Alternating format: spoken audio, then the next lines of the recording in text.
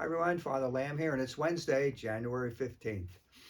Maybe before we begin, we just continue to keep in our prayers, all those who are suffering in California with this horrendous fire. So let's just keep praying for all those people and those who have lost their homes, some have lost their lives, lost loved ones, and pray for all the emergency personnel and different people who are helping out. We really have a lot of praying to do.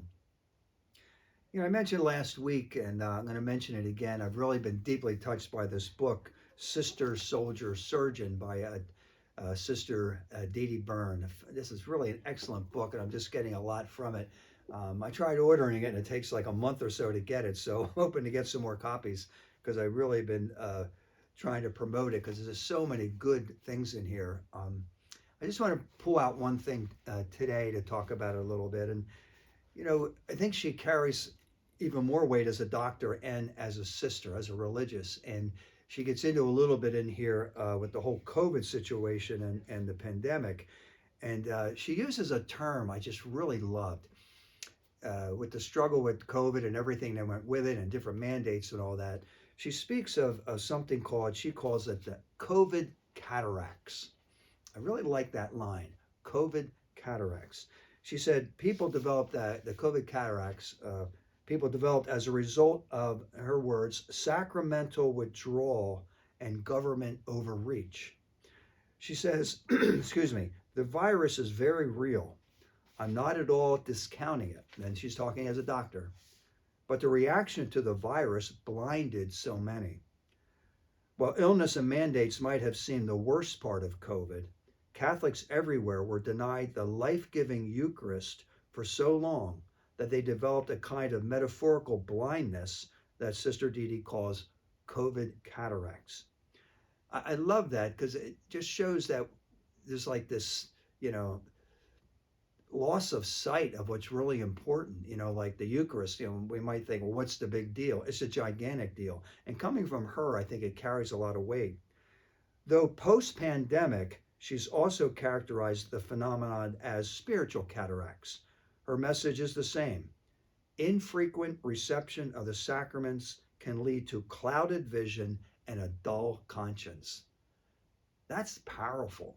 And I think we're still suffering from that 5 years later, what we'd call spiritual cataracts. If you're disabled and you can't get the Mass, watch it on TV. That's awesome. That's why we're continuing to live stream the Masses and these talks. But the truth is, if you're able to get to church, we need to go. And I think since the pandemic, many people have not gone back. Maybe some just out of laziness, maybe out of spiritual cataracts, just not seeing it's important anymore.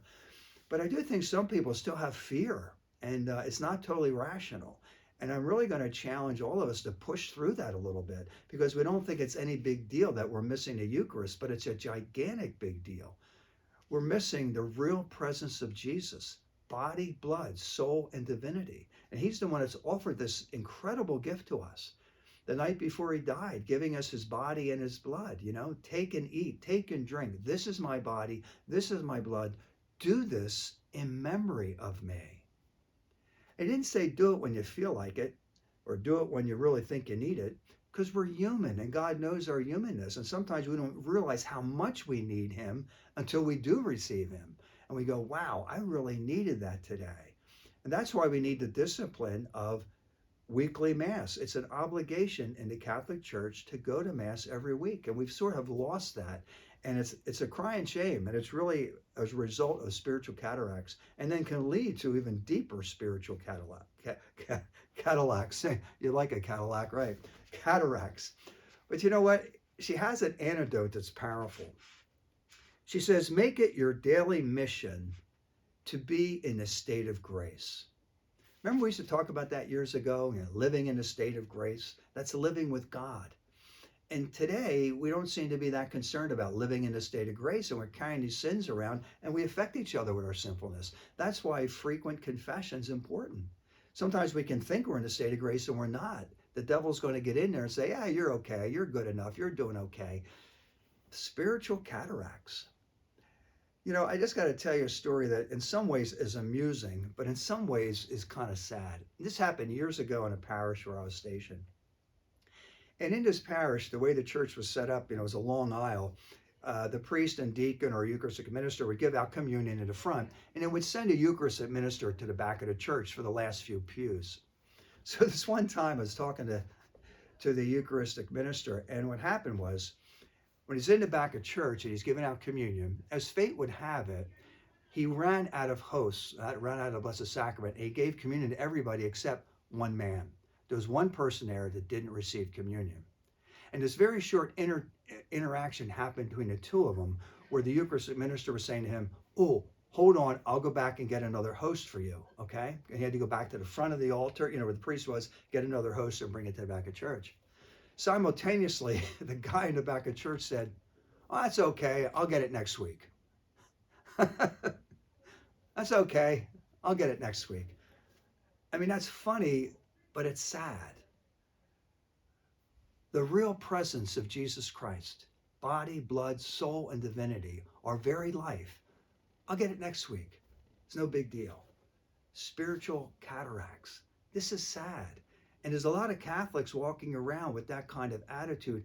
And in some ways, it's not their fault, because we kind of have lost that sense of the preciousness of the real presence of Jesus Christ.